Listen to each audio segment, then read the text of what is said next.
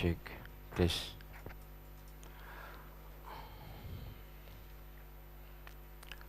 Bismillahirrahmanirrahim. Assalamualaikum warahmatullahi wabarakatuh.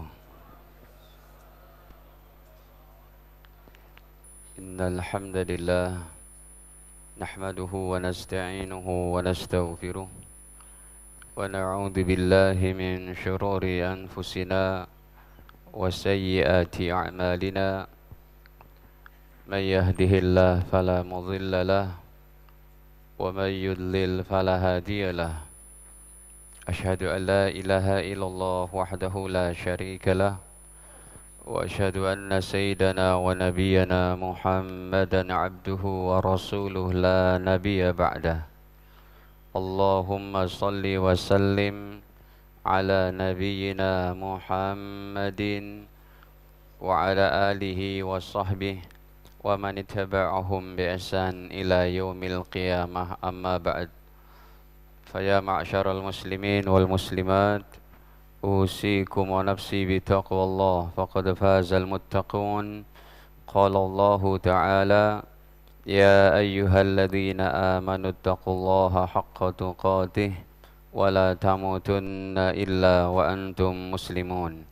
Alhamdulillah, para hadirin kaum muslimin wal hadirat kaum muslimat, para jamaah yang dirahmati Allah Subhanahu wa taala.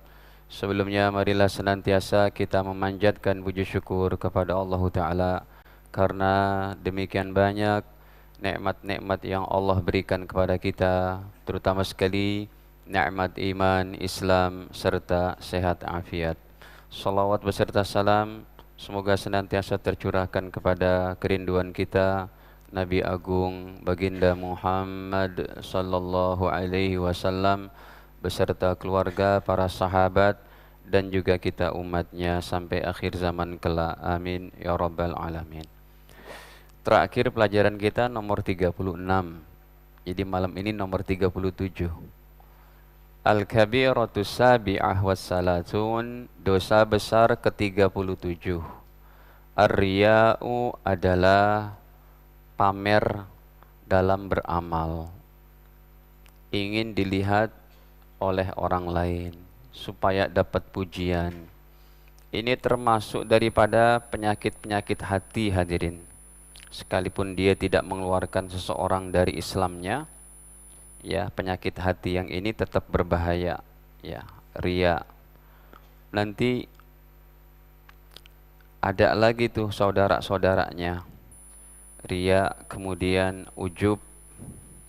Ujub ini bangga dengan amalan sendiri. Ataupun yang ketiga, sum'ah, mau didengar, dipuji oleh orang lain. Atau yang keempatnya adalah hasad, yaitu dengki kepada orang lain. Nah hadirin, memang ini tidak mengeluarkan seseorang dari Islam, tapi dia termasuk dosa besar.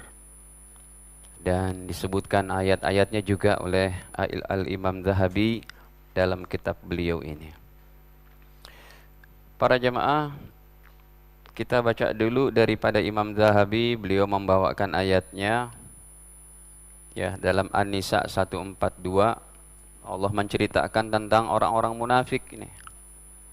Ya, ini munafiknya bukan munafik ucapan seperti anak-anak kita, ya. Kamu kemarin bilang nggak mau kesini, sekarang kesini, munafik. Bukan itu. Itu sih munafik secara amalan, bukan secara akidah. Yang Allah maksudkan munafik di sini adalah munafik dari segi akidah, yaitu orang-orang yang menampakkan kemuslimannya secara zohir, tetapi menyembunyikan kekafirannya dalam hatinya. Sebenarnya tuh dia adalah munafik. Sebenarnya dia orang kafir, tapi disembunyikan.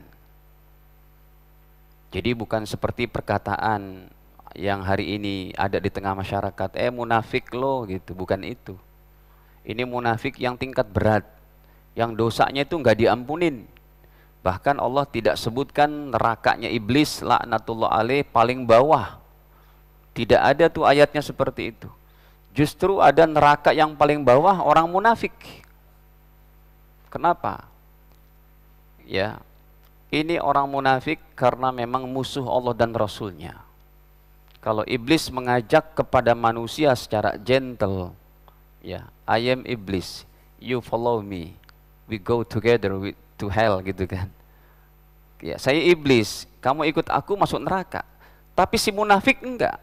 Dia bilang, I am Muslim, saya Muslim. Padahal musuh itu. Makanya coba kita lihat dulu ayatnya ini.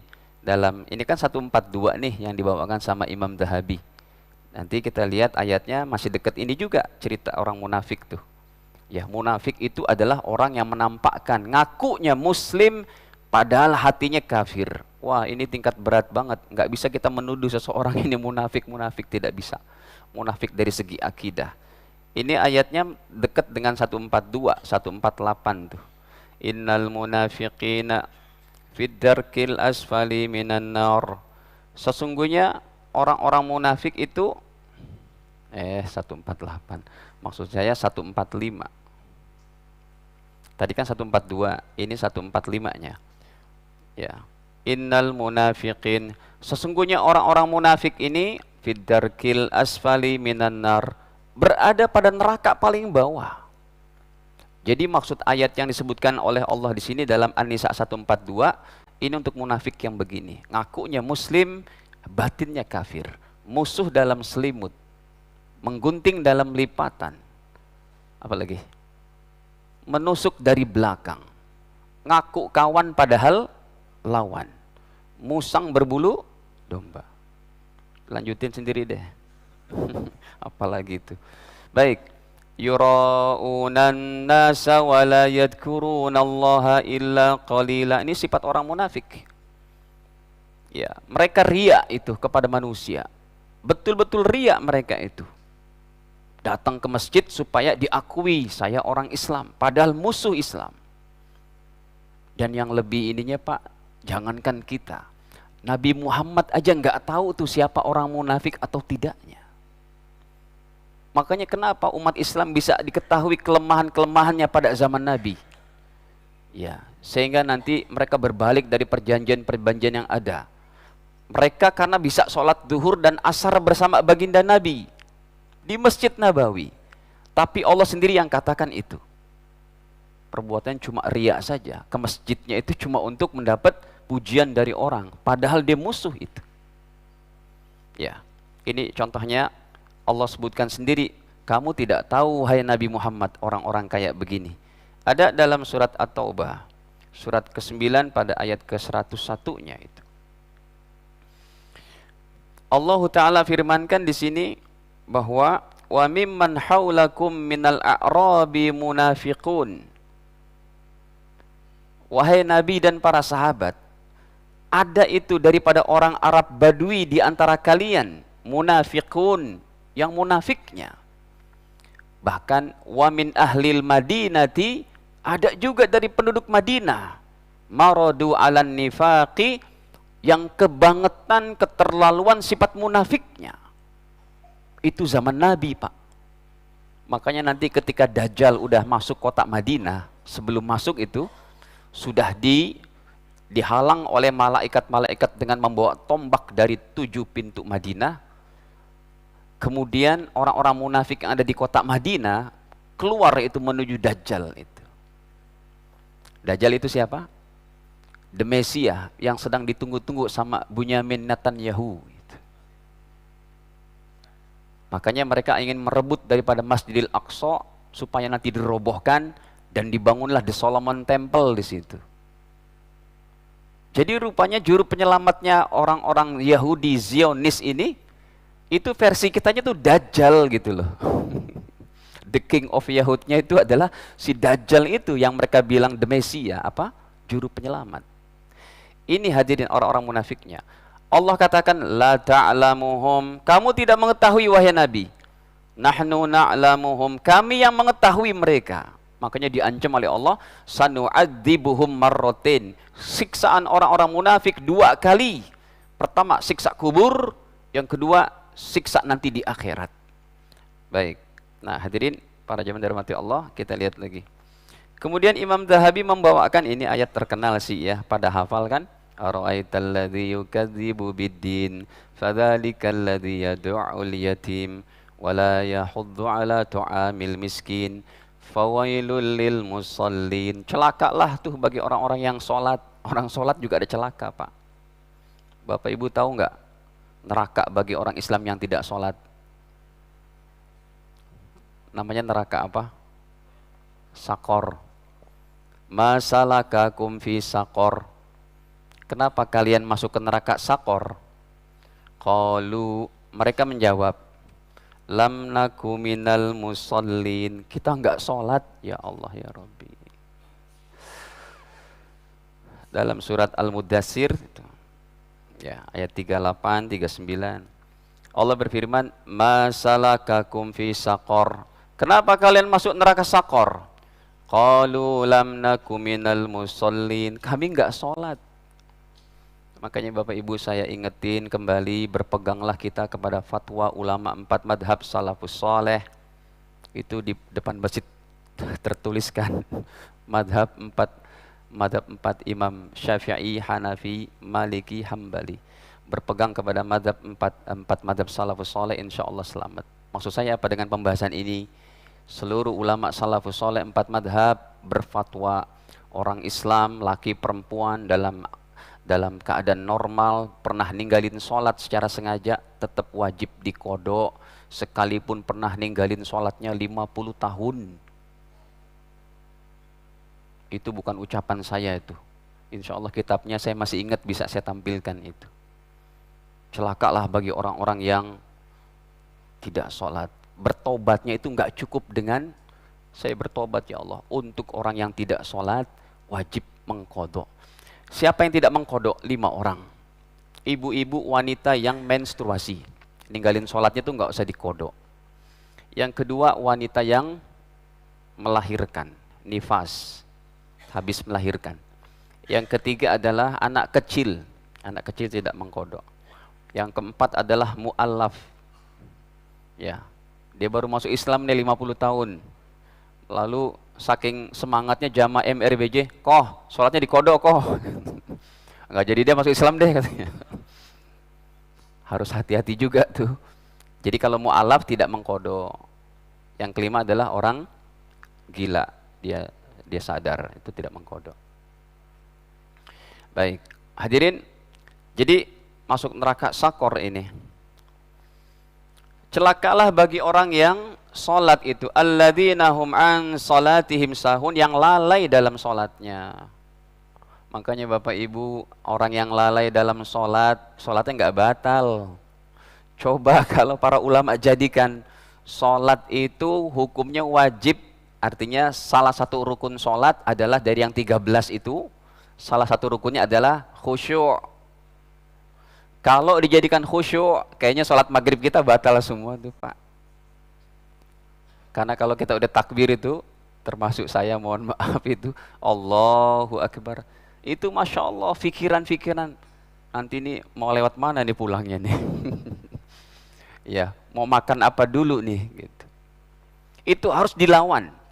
Ya, alladzina hum yuraun, yaitu diantaranya juga celaka bagi orang yang sholat yang mereka adalah riya, ya, memamerkan daripada amalannya. Wa yamna'unal ma'un, dan mencegah memberi dengan benda-benda yang bermanfaat, berguna.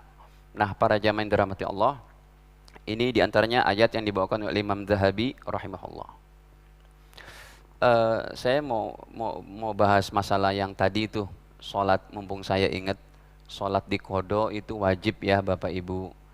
Anda ngaji harus dari ulama yang mempunyai konsekuensi keilmuan yang bersanad sampai kepada ulama 4 madhab.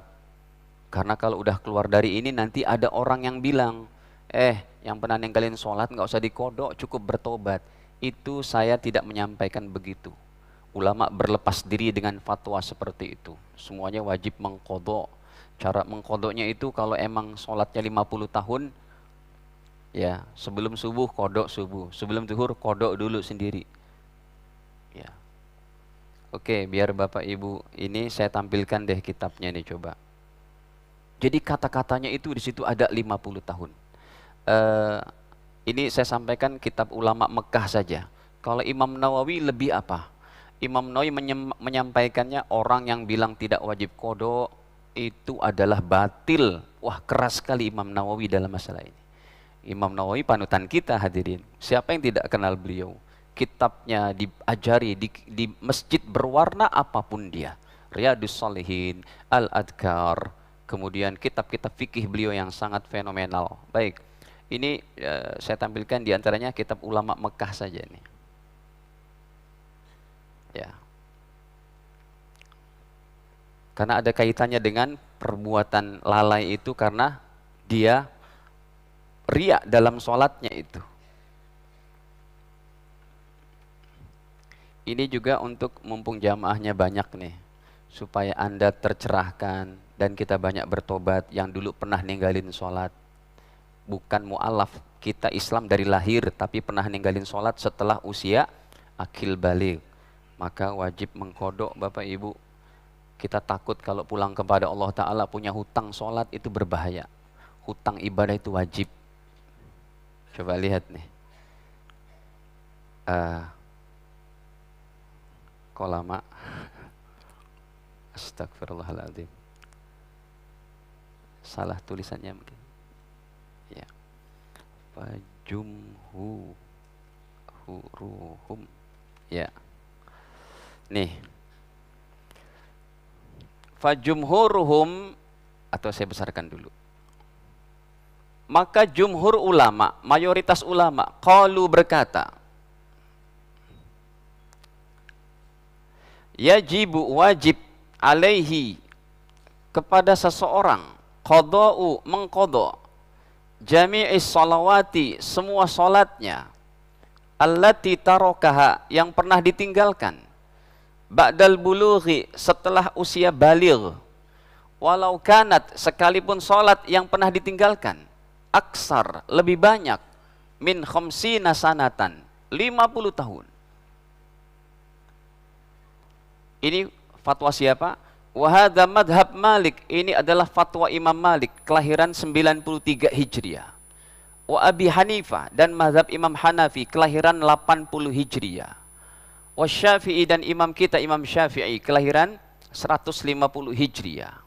Wa Ahmad dan Imam Hambali, Imam Ahmad bin Hambal, kelahiran 167 Hijriah. Fajami'u haula'il a'immatil arba'ah.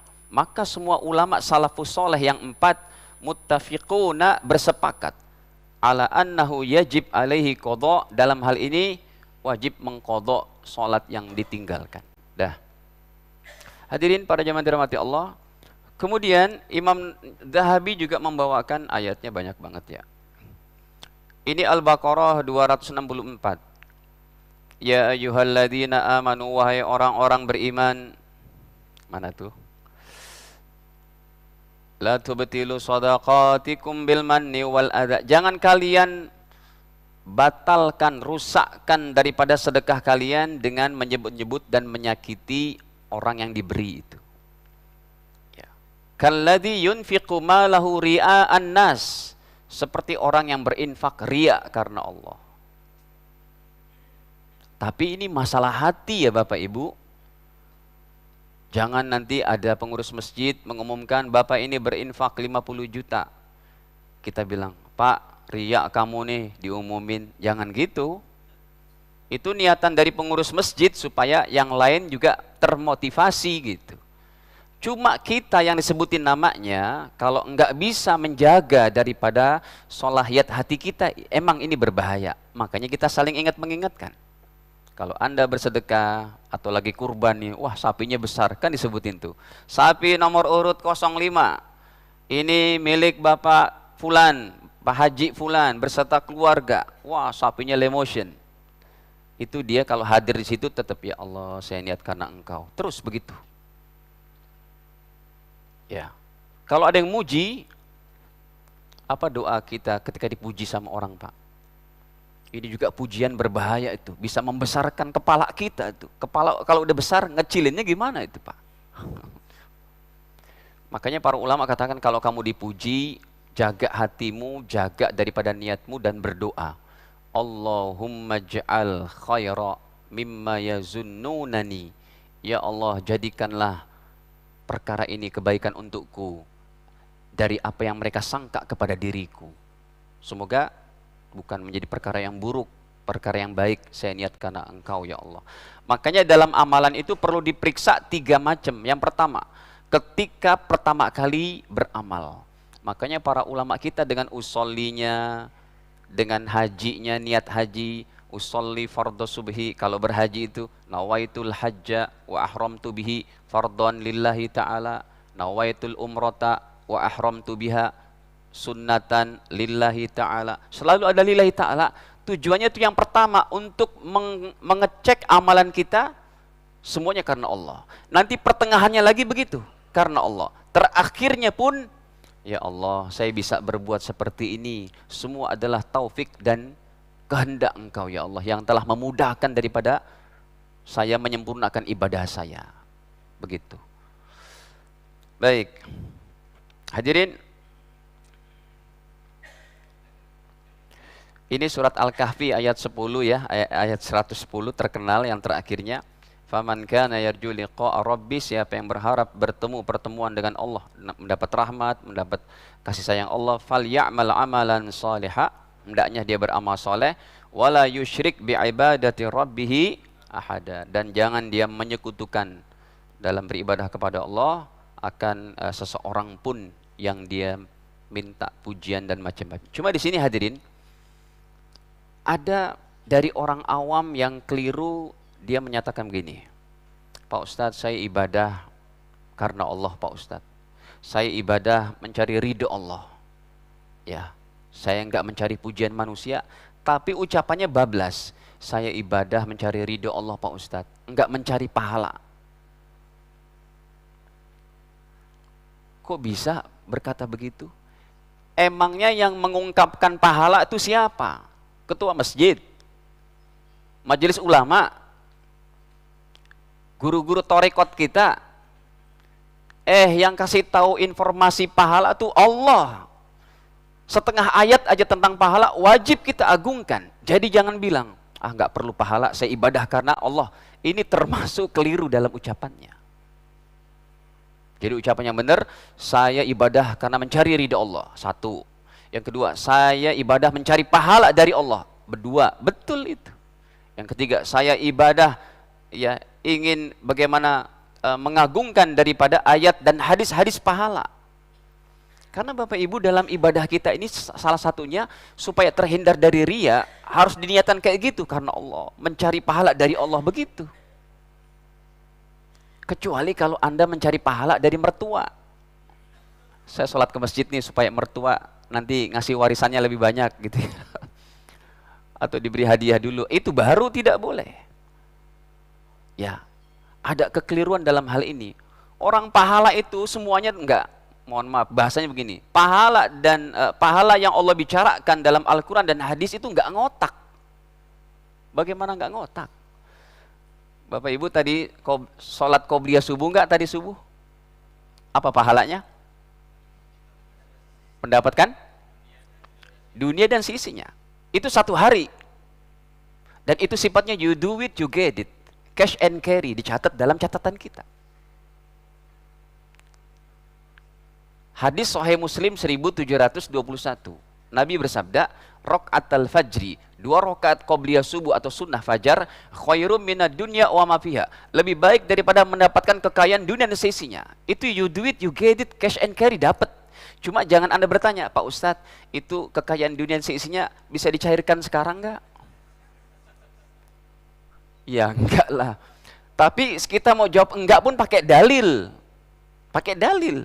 Nih, Ali Imran 185.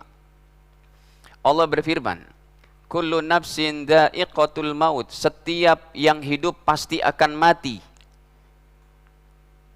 Sebentar. 185 nih. Kullu nafsin dha'iqatul maut, setiap yang hidup pasti akan mati. Wa innama tuwaffawna ujurakum yaumal qiyamah, dan sesungguhnya kalian diberi pahala pada hari kiamat. Disempurnakan pahala bukan di sini, pada hari kiamat. Coba ngotak nggak Pak? Sekali Anda sholat qobliyah subuh, Anda mendapatkan kekayaan dunia dan seisinya. Orang paling kaya sekarang aja Pak, kekayaannya masih di bawah 5.000 triliun, 4.000 triliun. Ini cuma kita sholatkan paling 2 menit, 3 menit, 4 menit. Ada yang sholat qobliyah 10 menit Bapak Ibu. Wih, keren banget antum sholatnya itu. Berarti qobliyah subuh 10 menit yang dibaca apa itu? Surat Tabarok. Panjang banget kan? Kita paling enggak kuliah sama Inna Atayna sama paket hemat gitu kan. Tapi tetap Allah kasih itu dunia seisinya. Enggak ngotaknya di mana? Itu 1 hari. Kalau 2 hari, Anda berhak mendapat 2 kafling. 1 kaflingnya segede dunia seisinya. Kan enggak ngotak. Enggak cukup dunia untuk menampung pahala itu. Kalau Anda istiqomah sebulan, mendapat 30 kafling, 1 kafling segede dunia seisinya. Kalau Anda sholatnya istiqomah setahun, tidak pernah tinggalkan qobliyah subuh, Anda berhak mendapat 360 kafling, 1 kafling segede dunia seisinya. Kalau istiqomah 10 tahun, 3.600.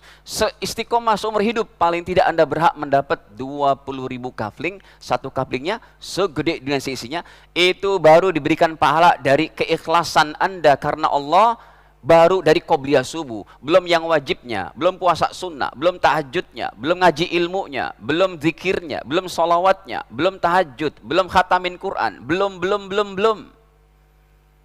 Makanya untuk menjaga daripada niat kita, terhindarkan daripada riya, ya Allah saya ibadah karena Engkau, mencari pahala dari Engkau, menghidupkan sunnah Nabi, supaya saya lebih dicintai oleh Nabi, karena Nabi sudah bersabda dalam hadis-hadisnya, begitu. Baik. Nah hadirin, sekarang kita lihatkan hadisnya dibawakan oleh Imam Dhahabi.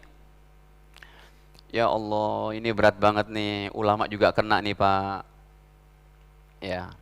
Imam Dhahabi membawakan dalam Sahih Muslim 5032 bahwa Nabi bersabda, "Inna awalan nas yuqda yaumal qiyamah." Sesungguhnya orang yang pertama yang akan diadili pada hari kiamat, rajulun ustushhida, yaitu seseorang yang mati syahid. Ya, semoga semua umat Islam yang di Palestina dalam keadaan mati syahid, Allah terima semuanya. Terhindar daripada sifat riya, begitu. Ini ada memang hadisnya. Orang yang mati syahid, fa'utiya bihi, dihadapkan ke hadapan Allah. Fa'arrafahu, lalu ia diperkenalkan. Ini betul enggak? Daripada nikmat, apa itu? Ni'amahu, semua nikmatnya diperkenalkan. Kata Allah, aku berikan nikmat kepada kamu begini-begini, kamu bisa begini-begini. Fa'arafaha, dan dia mengakuinya. Qala, Allah bertanya, fama amilta fiha, apa yang kamu amalkan wahai bapak yang mati syahid, wahai anak muda yang mati syahid. Qala, dia menjawab, qataltu fika hatta ustushhidtu, saya perang karena engkau ya Allah sampai saya mati syahid. Saya berjuang di jalan engkau ya Allah sampai saya mati syahid. Qala, maka Allah berfirman, kadzabta, tidak, kamu dusta, kamu bohong. Ya ini memang harus hati-hati hadirin. Amal berat, tapi kalau terpleset niatnya pun berat juga resikonya. Orang semakin tinggi apanya itu derajatnya, kayak pohon makin tinggi pun makin berat apanya, hantaman anginnya itu.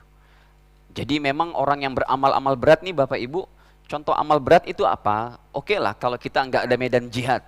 Amal berat itu seperti Anda istiqomah ngaji ilmu, itu berat. Tidak ringan, itu berat. Itu harus dijaga. Setiap mau masuk masjid MRBJ sama pulangnya, ya Allah ini karena engkau saya buat ya Allah. Belum lagi nanti yang rajin tahajud, yang rajin khatamin Quran 10 hari, tiap 10 hari. Itu dirahasiakan sudah. Enggak usah diomong-omongin. Pak Ustadz, saya enggak banyak Pak Ustadz kalau puasa setiap bulan. Cuma puasa Nabi Daud Pak Ustadz. Untuk apa diomongin kayak gitu? Sekalipun dia ngucapin, Alhamdulillah Pak Ustadz. Enggak usah pakai kata-kata begitu Pak. Ya, apa yang sudah kita amalkan seperti dosa yang kita kerjakan, enggak usah disebut-sebut ke orang lain.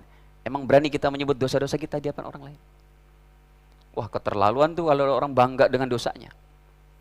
Orang yang bangga dengan dosanya adalah orang Islam yang tidak diampuni dosanya. Hadis Sahih Bukhari. Baik. Kata Allah, kadzibta, bohong kamu nih. Walakinnaka qatalta li ayyuqal jari. Kamu nih lihat nih, saya catat daripada niatmu ini. Kamu berjuang bukan untuk cari mati syahid, tapi supaya kamu dikatakan you are the hero. Kamu adalah pahlawan, kamu pemberani, kamu ini itu. faqad qila, dan sungguh dia niatnya pun kayak begitu, kata Nabi. Summa umira bihi fasuhiba ala wajhi hatta ulqiya finnar. Kemudian dia dimasukkan ke dalam neraka gara-gara niatnya tadi. Masya Allah, orang yang mati syahid. Ya, tapi kita nggak tahu nih Pak, jangan ngarang-ngarang, jangan nuduh-nuduh. Ya, tidak boleh.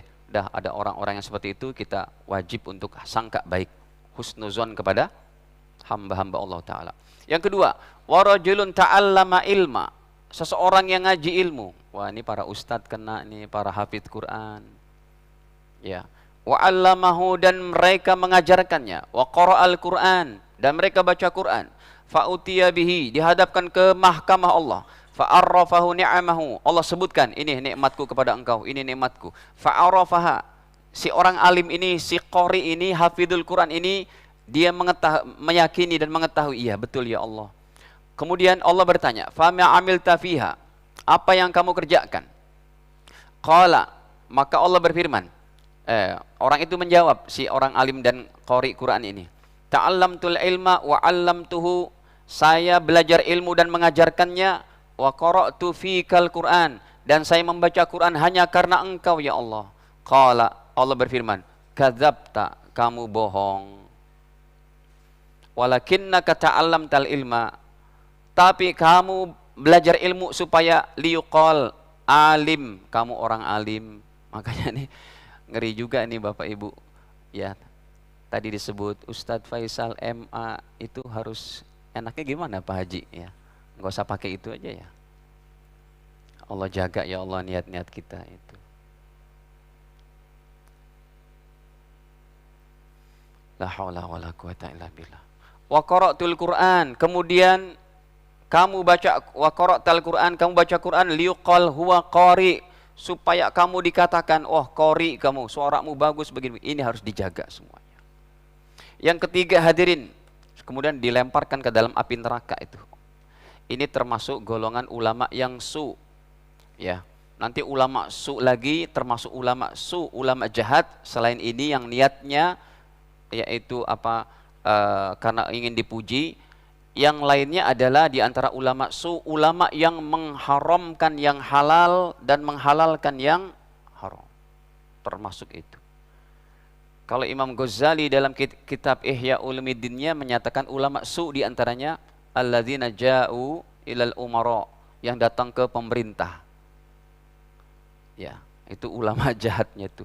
Tapi bukan datang ke pemerintah kalau dia mau mengajarkan ilmu dan diundang ke istana, itu mah nggak apa-apa. Dia datang untuk sesuatu yang lain, untuk baik. Kemudian hadirin, warajulun wasa'allahu alaihi wa atahu min asnafil mal. Yang ketiga, orang yang sangat dermawan, orang kaya yang sering menyumbang ke sana kemari. Fa'utiya bihi fa'arrafahu ni'amahu fa'arrafaha. Kemudian dihadapkan dalam mahkamah Allah, dan Allah katakan, ini nikmat-nikmatku kepada engkau. Iya ya Allah, betul, saya mengakui. Kemudian Allah bertanya, fama amilta fiha, apa yang kamu kerjakan? Ya. Qala, maka orang ini berkata, ma taraktu min sabilin tuhibbu ayunfaq fiha illa anfaqtu fiha lak. Saya kalau melihat orang musafir atau orang yang perlu ya Allah, maka saya berinfak hanya karena engkau, laka, ikhlas karena engkau ya Allah. Itu mulutnya berkata begitu, tetapi catatan di sisi Allah, catatan ini per detik. Bapak Ibu, ada satu perkara yang sangat sensitif dalam hidup kita. Catatan para malaikat itu mencatatnya per detik. Kalau baik, baik, kalau buruk, buruk, kalau sia-sia, sia-sia.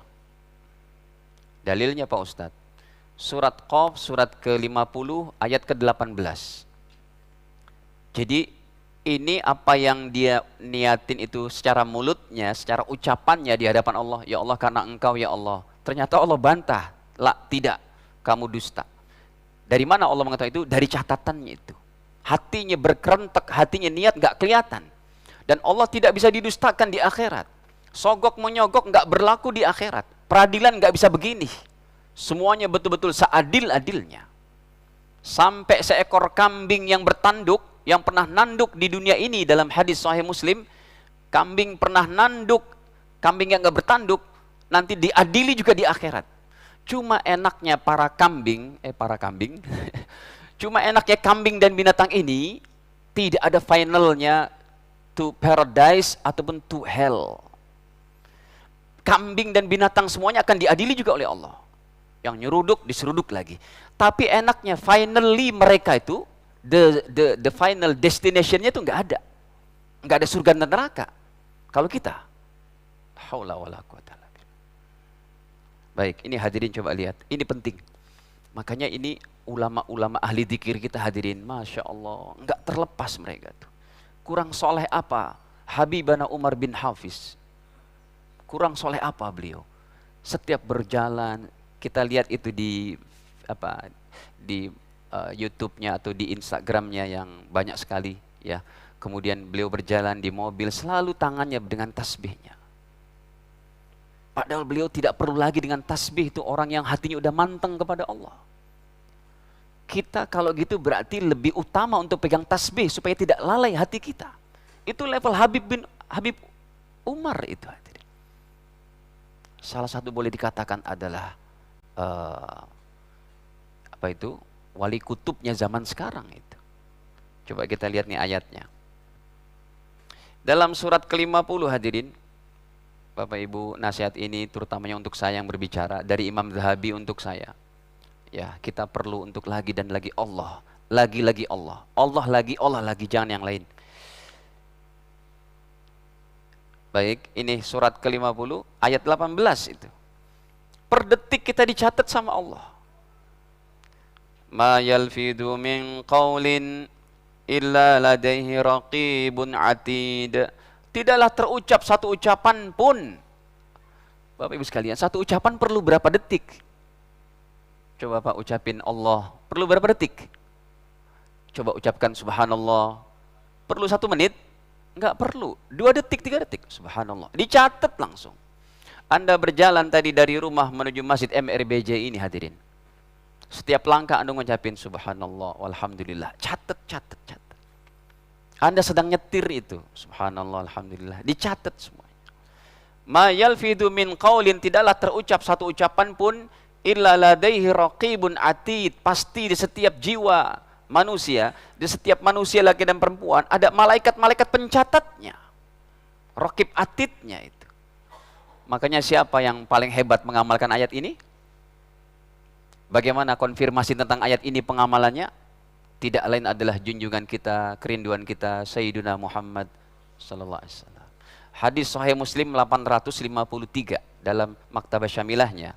Subhanallah, ini kuatnya rohani baginda Nabi hadirin. Coba ini saya tampilkan. Sahih Muslim masih awal-awal 853. Yang meriwayatkan juga sang istri tercinta, wanita paling alim yang hafal hadis sampai 2210 hadis, yaitu Bunda Aisyah radhiyallahu anha wa ardhaha. Ini saya tulis dulu, ala kulli ahyani. Ya ini kan secara live nih kita hadirkan hadis-hadisnya. Salah tulisannya, maaf. Dia kalau salah sedikit nggak mau keluar ini bahasa Arabnya. Sensitif sekali ini Pak. Ya, sensitif ini. Nah, itu sudah ada. 852, tadi saya bilang 853, mohon maaf. Kurangi 1 ya Pak. Nabi bersabda, maksud saya Aisyah berkata, karena Nabi sallallahu alaihi wasallam adalah baginda Nabi sallallahu alaihi wasallam, yadkurullaha ala kulli ahyani. Beliau berzikir kepada Allah di setiap detik per detik desah nafasnya. Enggak ada lagi tuh kesempatan untuk masuknya setan, masuknya daripada perasaan-perasaan mau dipuji, mau ini, udah semuanya Allah Allah. Kalau baginda aja udah nyontoin kayak begini, kita harus lebih utama, Pak. Makanya hadirin, kalau memang pegang tasbih malu, belilah tasbih digital itu. Di tas saya aja banyak nih Pak. Saking saya nggak mau ketinggalan kalau nyetir dari Bekasi, mohon maaf ini bukan ria, tapi untuk memberikan sedikit contoh pengalaman, bahwa di tas saya itu saya beli banyak, saya taruh kali-kali ketinggalan. Ya, ada yang mau Pak? Saya bawa banyak itu. Ketinggalan ada apanya tuh? Ada cadangannya. Mau Pak? Nanti aja ya. Saya bawa 3 ini. Baik, maksudnya gini, dari Bekasi Pak, kalau kita lalai begitu, Udah jalan macet macam-macam, coba kita pegang ini. Saya cuma niru ini aja, nggak usah jauh-jauh lah ke Nabi, malu lah meniru Nabi gitu. Meniru Habibana Umar bin Hafiz itu saja. Ya, sekalipun kita tidak berguru langsung dengan beliau, tetapi rohaninya bukan main. Ya. Hadirin, lagi nyetir, subhanallah, subhanallah. Itu kita jaga semua. Kita jaga supaya terhindar dari riya ini. Baik. Dah, ini diantaranya sudah adzan.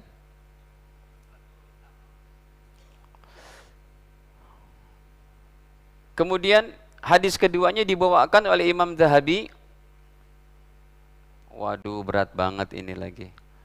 Kata Nabi, ya Allah. Dibawakan oleh Imam Zahabi, riwayat daripada Imam Tabrani, innal yasir minar riya. Sesungguhnya sedikit aja daripada riya, sedikit aja dari perasaan riya, pamer, mau dipuji, bangga dengan amalan. Hadirin, kata Imam Syafi'i rahimahullah, orang yang mulia adalah orang yang tidak pernah mengetahui derajat dirinya kalau dia orang baik. Ya. Jadi kalau ada orang dalam hatinya dia berkata, wah saya nggak lewat nih tahajud saya, ini saya. Itu berbahaya itu. Jadi orang yang tinggi derajatnya adalah orang yang nggak mengetahui kalau dia punya derajat yang tinggi. Innal yasir minar riya, sesungguhnya sedikit saja daripada riya, syirkun, syirik itu. Ya. Cuma ini hadis selanjutnya nggak ada hubungannya sih. Bukan nggak ada hubungannya, maksudnya sambungannya tentang memusuhi wali-wali Allah. Wa inna man ada auliya Allah, dan orang yang memusuhi wali-wali Allah, faqad barazallahu bil muharabah, maka Allah iklankan perang sama aku. Ya nggak ada kaitannya, tapi sambungan hadisnya begitu.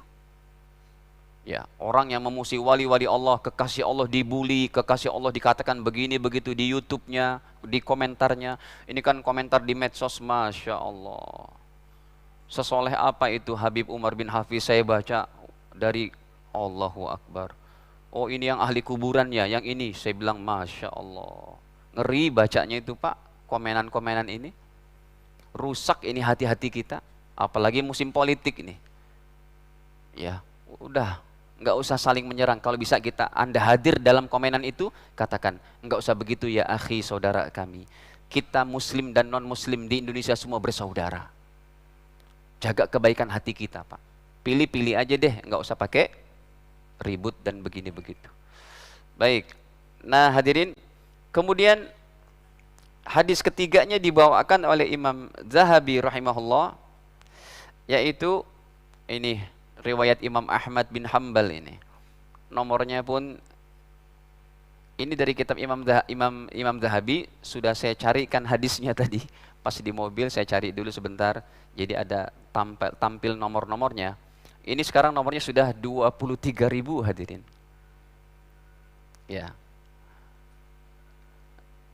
23.630. Nabi bersabda, "Inna akhwafa ma akhafu alaikum", sesungguhnya perkara yang paling saya takutkan kepada kalian semua, asyirkul asghar, yaitu syirik yang kecil. Qalu, para sahabat bertanya, wa masyirkul asghar ya Rasulullah, wahai Rasul, apa itu syirik yang kecil? Qal, baginda menjawab, ar-riya'u, riya dalam beramal, pamer dalam beramal. Sampai nanti Allah firmankan itu sambungan hadisnya. Yaqulullahu azza wa jal, Allah berfirman, lahum, untuk orang-orang yang riya ini, yaumal qiyamah, pada hari kiamat, idza juziyan nas bi'amalihim, apabila para manusia diberikan balasan amal-amal mereka, apa kata Allah? Idhabu ilal ladzi kuntum turaun, sana cari pahala dari orang yang kamu pamer amalanmu fid dunya. Sana, jangan cari pahala dari aku, minta sana ganjaran daripada pahala daripada orang-orang yang kamu riakan itu. Fanzuru, kata Allah, lihatlah, hal tajiduna indahum jaza, apakah mereka punya balasan pahala untuk kamu itu? Enggak ada lah, mana manusia punya balasan pahala di akhirat. Ya ini memang berat hadirin, tapi tetap kita harus lagi dan lagi. Ya, sering-seringlah dengar nasihat tentang riya ini, supaya kita semua selamat, Pak. Kalau nanti kita tahajud atau sebelum tidur kita sholat dulu. Biasakan Bapak Ibu mau tidur itu sholat dulu 2 rakaat, berwudu dulu. Jangan tidur, main tidur aja, handphone masih di tangan, remote televisi masih di tangan. Itu tidur kita nggak mensyukuri nikmat Allah. Tidur berwudu dulu, kemudian sholat 2 rakaat, tafakur sejenak. Ya Allah, terima amal-amal saya ya Allah. Jauhkan daripada riya dan macam-macamnya. Allahu a'lam bishawab. Sudah?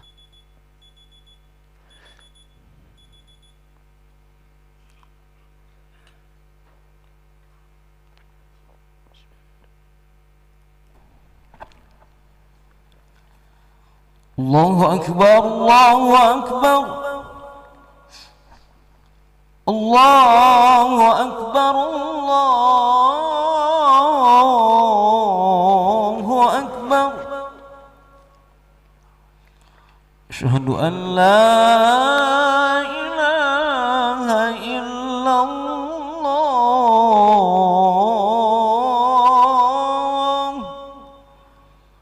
Asyhadu an la ilaha illallah.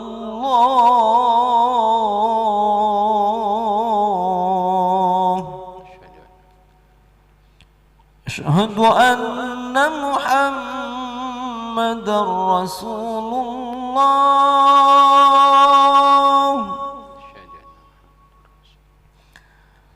Asyhadu anna Muhammadar Rasulullah. Hayya 'alas salah.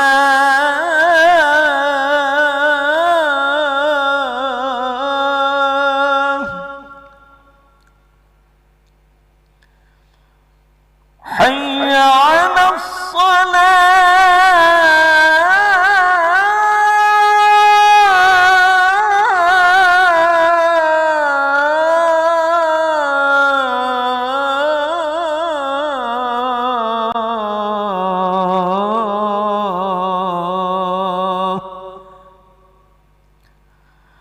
حي على الفلاح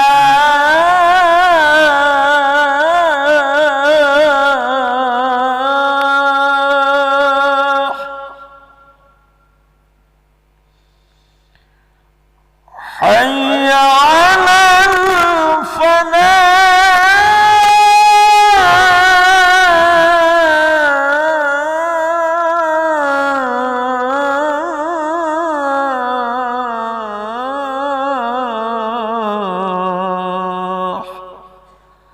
الله أكبر، الله أكبر، لا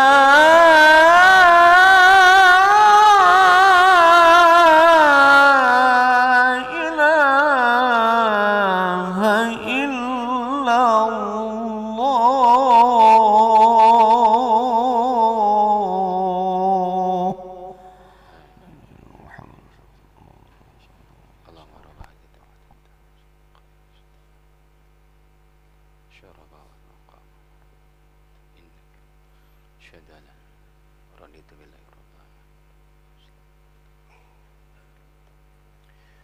Baik, hadirin, berarti baru satu ya kita bahas malam ini, Masya Allah. Al-Kabirah Samina Wassalasun, dosa besar ke-38, belajar ilmu untuk dunia dan menyembunyikan perkara yang hak. Ya, ini nanti saja kita bahas. Ada yang mau ditanyakan? Silakan, sisa berapa menitnya? Ya, ada 2 tuh jamaah. Assalamualaikum Ustaz. Waalaikumsalam. Izin bertanya, ada 2 pertanyaan. Yang pertama terkait munafik. Kita tahu kalau ada salah satu paham yang menghalalkan dusta, atau mungkin Ustaz tahu taqiyah. Apa? Taqiyah. Bagaimana kita menyikapinya? Apakah kita anggap mereka ini sebagai kafir atau bagaimana, dan bagaimana menyikapinya bila mana kita sudah jelas-jelas terzolimi dengan kondisi tersebut, dan kalau seandainya mereka masih tergolong saudara kita, apakah buat kita terkait silaturahmi itu kan dosa besar ya, ya Ustadz ya, kalau misalnya kita memutus tapi kita takut terzolimi di satu sisi, tapi di sisi yang lain memutus silaturahmi, dosa yang besar. Terima kasih Ustadz. Baik. Cuma satu berarti ya. Ya udah satu aja ya. Ngirit Bapak apa Pak?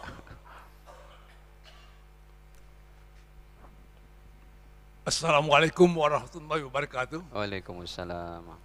Terima kasih Pak Ustaz atas kesempatan untuk bertanya. Saya tertarik dengan ucapan Bapak tadi bahwa kalau kita meninggalkan sholat wajib, Ya. kita harus membayarnya.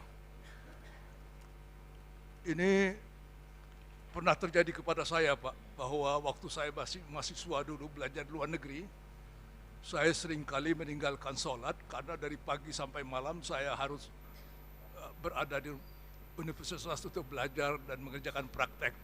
Ya. Nah, sekarang baru saya diberitahu, sadar bahwa saya harus membayarnya. Ya. Dan karena itu saya sudah memulai membayarnya dengan sholat fardu Alhamdulillah. dan juga sholat qadha. Alhamdulillah. Pertanyaan saya Pak, apakah qadha itu harus dilakukan sebelum sholat fardu atau sesudah Baik. sholat fardu? Ya.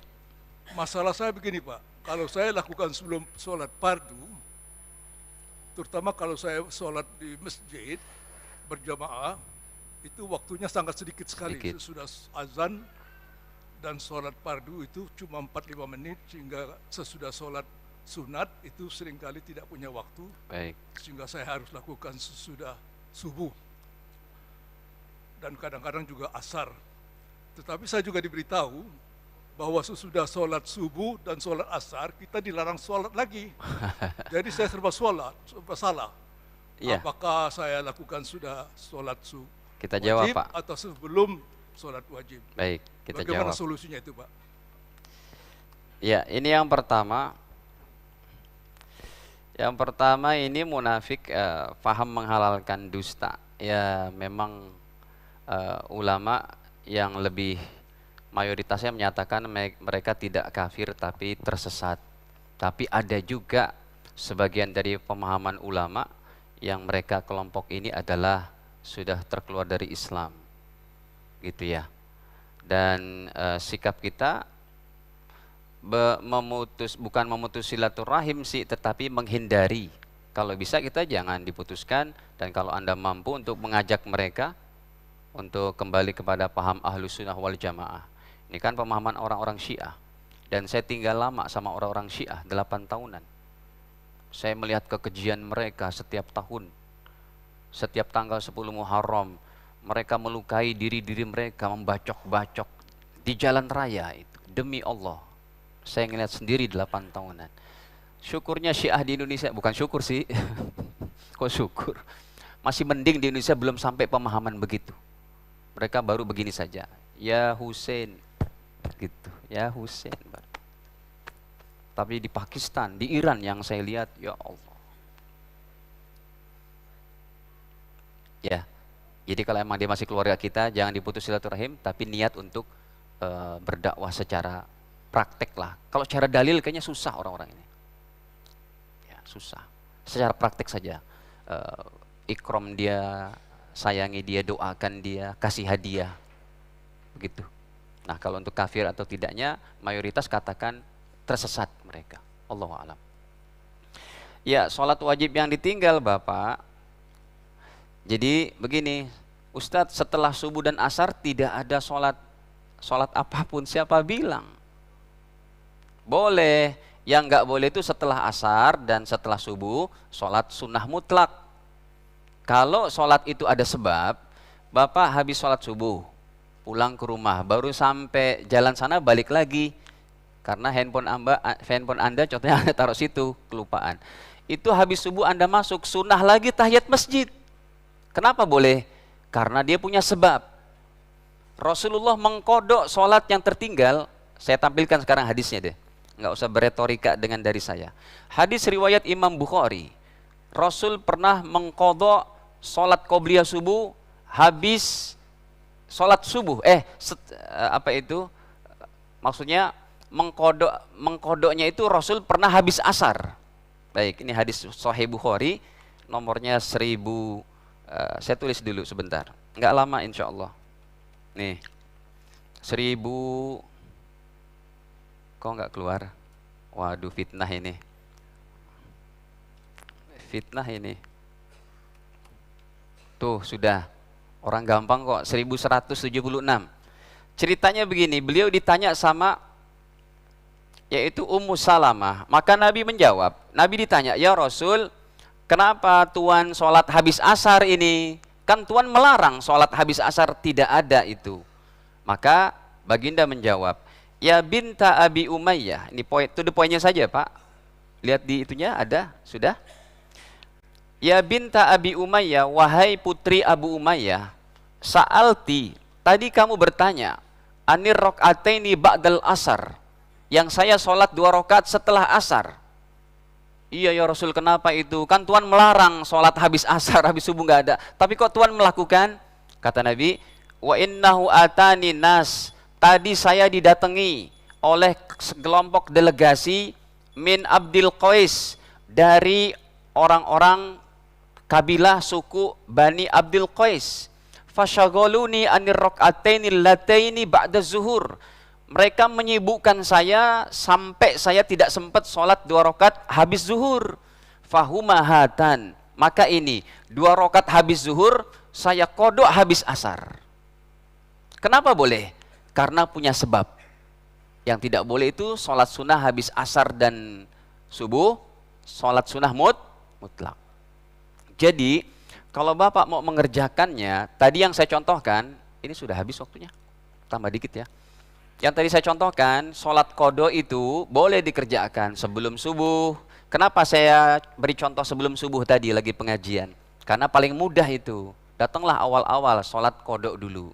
Nah, sholat sebelum subuh, boleh juga setelah subuhnya. Cuma kalau setelah subuh jangan dikerjakan di masjid. Tidak semua orang ilmunya sama. Khawatirnya nanti dia bilang, ini gara-gara ngaji malam Rabu ketiga sama Ustadz Faisal, jadi ada ba'diyah subuh. Gitu.